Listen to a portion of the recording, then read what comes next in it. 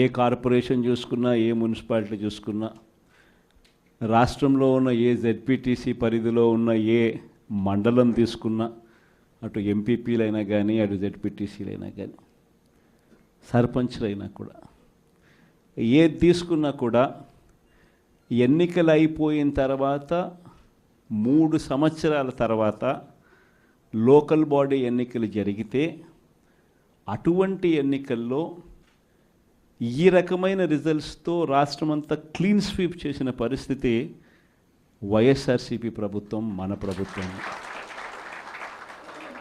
అంటే ప్రజల్లో ఏ రోజైనా కూడా తలెత్తుకొని పోగలిగాం.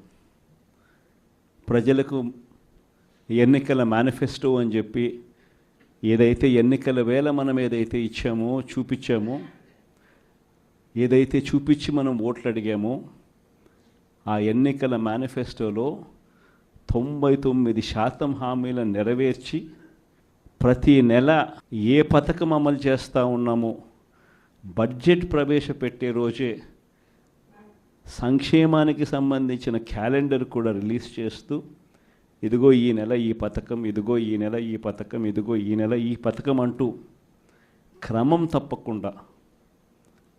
తప్పకుండా ప్రతి సంవత్సరం ఎక్కడా కూడా ప్రజలకు నష్టం జరగకుండా, ఇబ్బందులు పడకుండా, క్రమం తప్పకుండా ఇచ్చిన ప్రభుత్వం ఏదైనా ఉంది అని అంటే అది దేశ చరిత్రలో ఒక వైఎస్ఆర్సీపీ ప్రభుత్వం మాత్రమే అని చెప్తాను. వైఎస్ఆర్సీపీ అన్న పార్టీ నిజంగా ఒక విలువల కోసం నిలబడిన పార్టీ. నా దగ్గర నుంచి మొదలెడితే ప్రతి కార్యకర్త కూడా, ప్రతి గ్రామ స్థాయిలో ఉన్న కార్యకర్త కూడా కాలర్ ఎగిరేసుకొని ఇది నా పార్టీ అని చెప్పి గర్వంగా చెప్పుకునే, వాళ్ళకి ఏదైతే మనం చెప్పామో అది చేసి చూపించిన తర్వాతనే మనం ఓట్లు అడిగి గెలిచాము. కాబట్టి ప్రజల దగ్గర ఏ రోజు మన విలువ తగ్గల.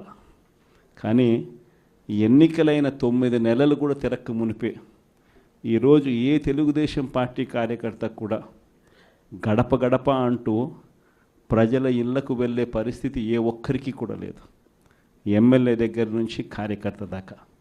కారణం, ఏ గడపకు వెళ్ళినా కూడా వీళ్ళు ఎన్నికలకు ముందు ఇచ్చిన వీళ్ళ మేనిఫెస్టో సూపర్ 6లు, సూపర్ 7లు ప్రజలు వీళ్ళకి ఇలా చూపించి, ఆ ఇంట్లో నుంచి ఒక చిన్న పిల్లాడు బయటకు వస్తాడు, నా 15,000 ఏమైంది అని అడుగుతాడు.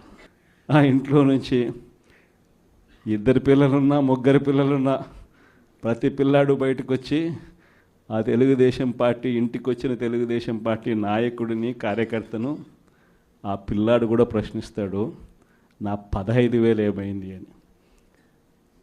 వీళ్ళింటికి పోయినప్పుడు ఆ పిల్లల తల్లులు ప్రశ్నిస్తారు, నా 18,000 ఏమైంది అని చెప్పి. 50 ఏళ్ళు నిండిన వాళ్ళు వచ్చి ప్రశ్నిస్తారు, నాకు 50 ఏళ్ళకే పెన్షన్ ఇస్తానన్నా నా 48,000 ఏమైంది అని చెప్పి.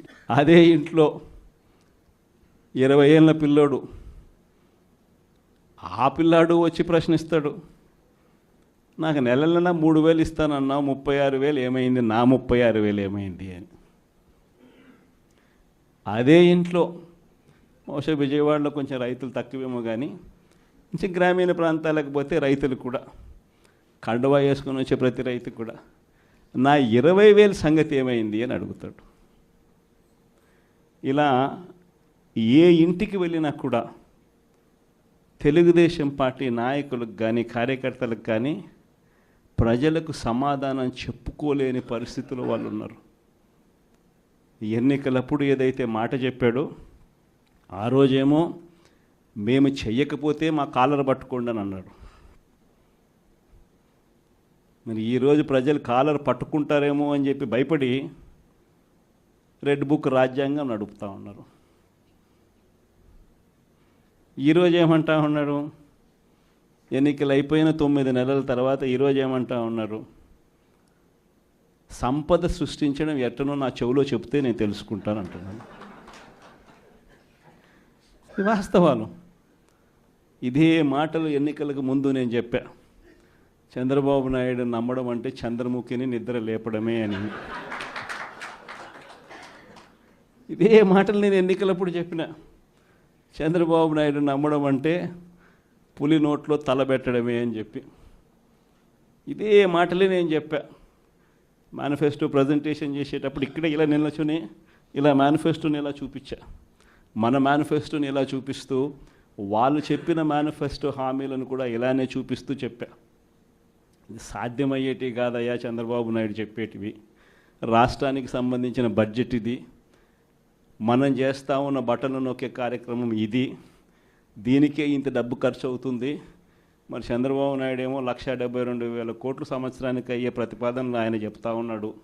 సూపర్ 6లు మోసము, సూపర్ 7లు మోసము అని చెప్పి చెబుతూ మనమేం చేయగలుగుతాము అన్నది కూడా ప్రజలకు అర్థమయ్యేట్టుగా కూడా మేనిఫెస్టో సందర్భంగా కూడా చెప్పడం జరిగింది.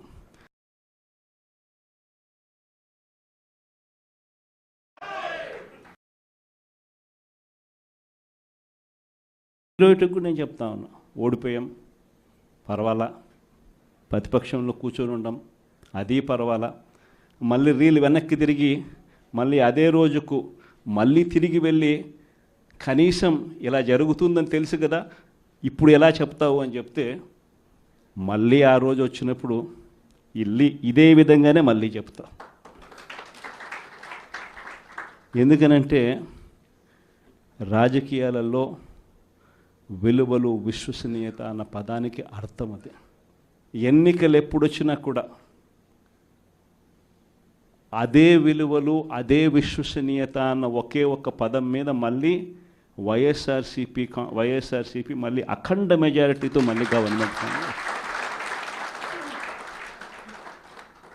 కానీ ఈసారి ఫామ్ చేసినప్పుడు మాత్రం ప్రజలకు చంద్రబాబు నాయుడు నైజం పూర్తిగా అర్థమైపోతుంది. కాబట్టి మనల్ని మళ్ళీ 30 ఏళ్ళు అక్కడే కూర్చోబెట్టే విధంగా కూడా ప్రజలు ఖచ్చితంగా అడుగులు వేస్తారన్న నమ్మకం నాకుంది.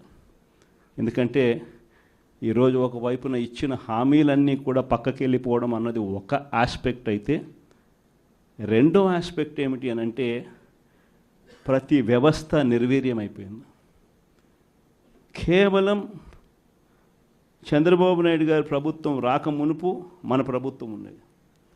మళ్ళీ మన ప్రభుత్వంలో ఎలా ప్రతిదీ కూడా ఎలా పగడ్బందీగా ఎలా జరిగింది, చంద్రబాబు నాయుడు ఎందుకు చేయలేకపోతున్నాడు, ఈ చర్చ ప్రతి ఇంట్లోనూ కూడా జరుగుతూ ఉంది. ప్రతి పథకము కూడా ట్రాన్స్పరెంట్గా, పారదర్శకంగా ప్రతి ఇంటికి చేర్చే పరిస్థితి నుంచి ఈరోజు అన్ని కొలాప్స్. కేవలం 9 నెలలు. ఒకవైపున వ్యవస్థలన్నీ కొలాప్స్, మరోవైపున ఏది చూసినా స్కామే. ఏ గ్రామంలో చూసినా బెల్ట్ షాపులు. ఎమ్మెల్యే దగ్గరుండి ఆక్షన్ పాడిస్తూ ఉన్నాడు. 2 లక్షల 3 లక్షల నీ ఇష్టం. ఆ 2 లక్షలు కట్టడానికి పోలీసులు సపోర్ట్ చేస్తారు.